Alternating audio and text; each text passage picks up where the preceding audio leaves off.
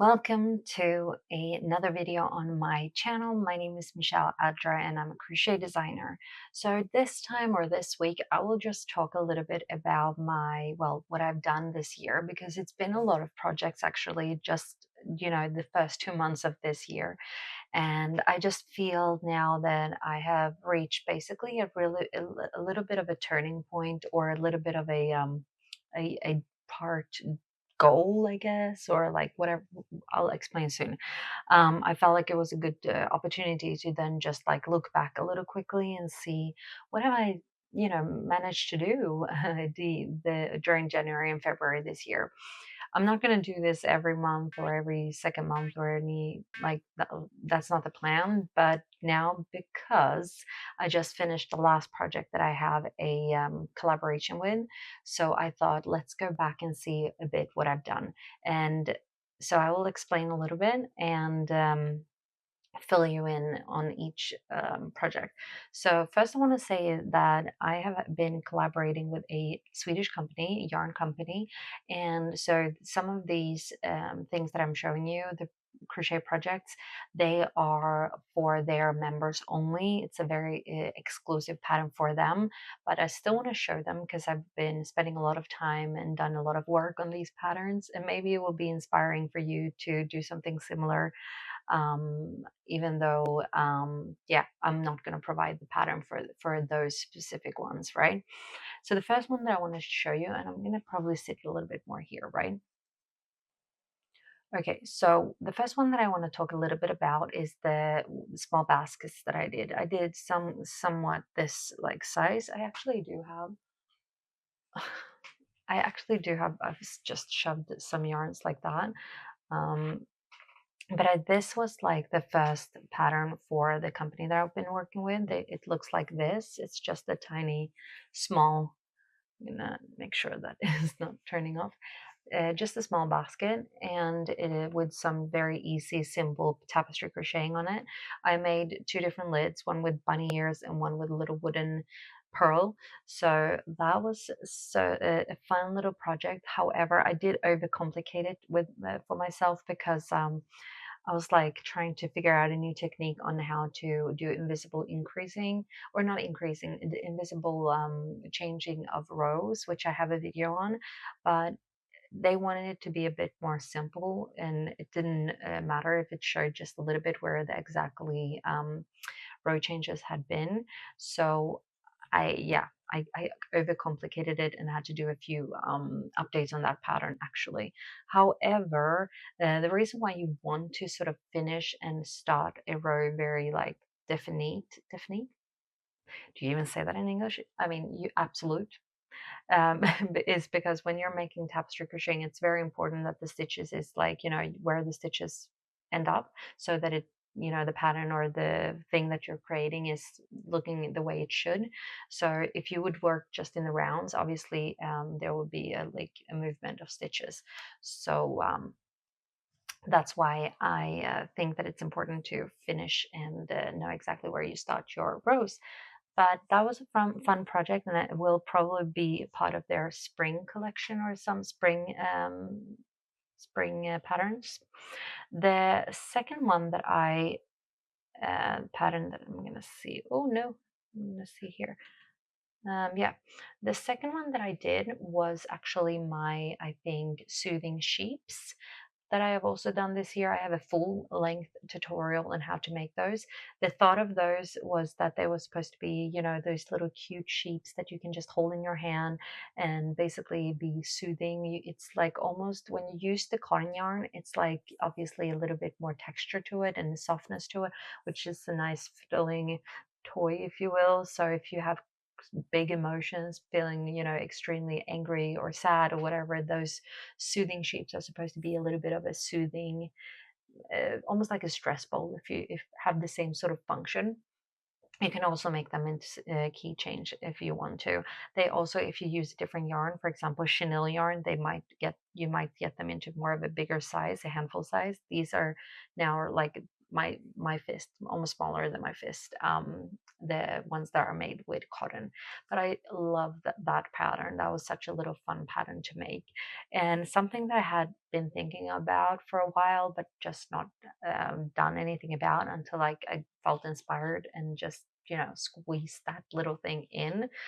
So that's one of my own patterns, at least, and not a work that I did for someone else. I have to show you now the next thing here, and it's sort of like this coffee filter holder that I've been thinking about making for a while. And I also took that opportunity to try the pattern. I think it's called the goose feet pattern or stitches or something like that. But I don't think that I managed to figure out how to increase that properly while I was like freestyling that one.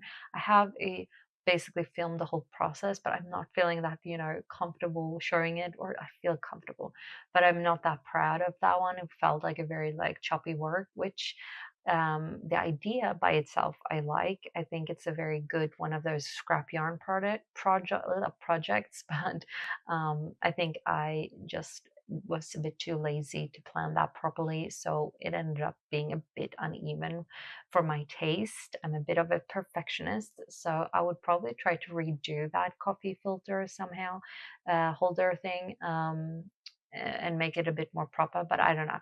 I had to show you that I spent time at least doing that one. Another one that I'm showing you now is a bag that I did for the company that I'm collaborating with. I'm gonna have some water.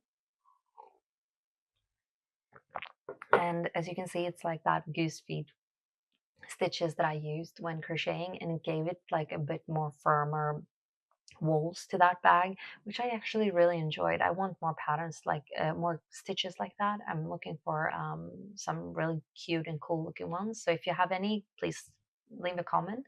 But I felt like that one was like really good, and even though you just used one single thread, you got that pretty like firm walls that you sort of want when you're making bags. And I feel like you almost don't get that very often. I can show you another one that I will soon show you that I've also made recently. This is just normal single crochets, but I feel like this is a little bit more thinner slash looser if you compare it to that one with the goose feet stitches. I think the only time I feel like you get that little bit more firmer one is when you do tapestry crocheting and you're carrying the thread. Then you also get a little bit more firmer fabric for suitable for bags. So yeah, if you know any specific stitches that give that effect, as I said, comment below because I'm looking for cool advice for that. But yes, this bag was pretty straightforward, nothing too overcomplicated. I had very much like fun making it. I worked in the rounds without stopping, if I'm not mistaken. So that was a pretty cool experience, pretty fun experience. Now, the other one that I will show you is my little Jigglypuff. Obviously, my daughter's birthday was coming up and she really wanted to have a little Jigglypuff plushie. So I ended up making a pattern for it, and I have a full length tutorial on how to do that as well. So you can see that one. I ended up actually making two because I have one 6-year-old now and one 4-year-old daughter. I also have a baby turning 1 very soon, but the two older ones wanted a Jigglypuff each, so I had to make that one. But the younger one changed her mind towards the end, or when it was her birthday, and she wants now a Togepi. Oh, and we'll see if I'm gonna do that. They've also talked about Blossom, another Pokemon character that I had started on without them knowing, and now I don't know. Like, yeah. Anyway, I'll probably make more Pokemons. We'll see. The other one now coming up is another pattern for the company that I've been collaborating with. It's a beach bag, very straightforward here as well. Very, very cool looking bag. I am actually really proud of this one.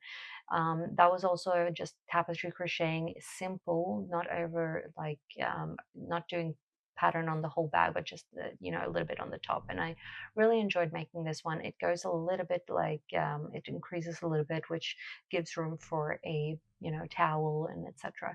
So really love that one. Love the solution on the handles as well. After that, I have also made a full video on making my little pouch, my room pouch, and mostly because I really wanted to try that fluffy yarn, and it was very straightforward again. I wish I did a little bit of a difference when it came to that I made actual holes for the thread where you when you're tightening the bag, it's not supposed to basically too hard to because when I'm opening it, it feels like it's getting a little bit stuck. So I wish I would have done, you know, proper holes where that thread was going to be. But otherwise, I really think this bag turned out really cute, and I might do something similar later on as well. Now, the next one that I'm going to show you, it's the beach bag that I just showed you, the one with 3 colors, as you will see as a clip as well. Very, very nice one. Very quick make. Quick make. I had already made sort of the bottom there. I have a video of me finishing it, and it was just standing there, not, you know, just taking space. And so I felt like I really needed to finish that one. So I did, and I'm very pleased on how it turned out as well. I probably will keep that bag for myself, I think. We'll see. And then another work that I did for this company that I'm collaborating with is a table placement with lemons on it. I did first one version, and just to see and try to understand how many stitches I was working with to make a pattern. And then I created the lemon ones, which was very straightforward once I had, you know, an idea of what to do. And so, yeah, I think that will be a very cool one for their members. I think that will be something that will be quick to make as well. The last little project that I did for them, that this company, was a carpet, a mat, if you will, that was made with a uh, what is that yarn or fabric now called? It's like this frotte yarn. Here in Sweden we call it that, but I think it's called terry cloth yarn, if I'm not mistaken. It's like that towel feeling yarn. And so it was very like, it was a completely different experience to start crocheting with that. But once I sort of understood how you were supposed to basically crochet with it, it was actually pretty fun to do. And it was also fun to see, you know, your pattern coming together fairly quickly, and also to work with something that became so big. I think that the in the beginning, I was planning on having it actually 10 more centimeters on the side, and actually on the top, to just have it a little bit bigger. But I obviously haven't worked with this yarn so much, so when I was trying to figure it out, I even did a little like what do you call it, a patch, a little like test, and thought I felt like I had an idea of how big or how much I needed to increase this this pattern or these steps. But in the end, ended up being a little bit shorter anyway. So that's a lesson for myself for a future project, that I need to think about the small things that might not measure up completely. But other than that, I thought it was a very straightforward, again, project once I got a hang of it, and I'm really proud of all the patterns that I created with this company, or for this company. Now that is what I'm trying to say now, is that I'm actually free from commissions. Is that what you would call it? Or projects that I have to do with them? Not have to do, but like I've done what I'm supposed to do for them for now. So now it's like free time for me to do patterns for myself. So I have a lot of ideas that I want to explore and try. I can show you a little sneak peek of something that I'm working on, which gonna probably look completely different once I'm done. But I was trying a thing here, and this is basically like just a little small bag that is like folded like that, if you can tell. I don't know if you can see exactly, but yeah, with a cool like tapestry crochet pattern on it, all my ideas and everything. And it's like that whole thing is worked in one piece, and then those ones were like crocheted on and then crocheted. So, but I wasn't happy with this one. This was basically not exactly what I wanted. It was a little bit more wonkier than I was having, that in compared to the idea I've had in my head. So I'm not going to redo this exactly. I'm actually working on a completely different bag, but with the technique that I'm using here. So I'm looking forward to show you that eventually. I'm not going to say anything about when it will be done, but maybe that will be something that I'm going to be working on before next video comes out. So we'll see. We'll see. Looking very much forward to that. Another thing that I've been working on is a hexagon cardigan, but I did actually end up doing the both sides of that, and then as many, like, equal amount of rows and everything, but just one side looked bigger than the other, and that like was annoying. So I was first thinking that maybe if I block one, that it will be, you know, even out, or like it will, you know, increase in size. But in the end, it's like the holes between the granny stitches was just too big on one, and so I am trying now to redo the one, and it goes a little bit slower as you can imagine, because I'm not really wanting to do that again. Also because I'm using such a thin small yarn. It's like this cotton yarn, only 4 thread, so I think it's like for a very thin crochet hook, even though I'm using, I think it's like the 4.5 or just 4 millimeters anyway. So, but that's also a project that will hopefully be done soon and that I can show you and talk about a bit more. On top of that, I have a lot of other ideas and sketches that I really want to like basically dig into, but I'm trying really hard not to start up too many projects, because then I will have too many work in progresses, and I think I will also end up just mixing everything together and forget half of what I'm doing. So I'm trying to be good and trying not to have too many projects at once. So we'll see how I go. But I guess that's all I wanted to really share in this video, just to show you how much I've done. And obviously I have done a lot of other things in the background that I have not been able to show. A few tests, crocheting things, like for myself to, you know, see how the yarn is behaving and etc. So there's been like actually, I feel very active, or I feel like I've done a lot productive. It's the word I'm looking for.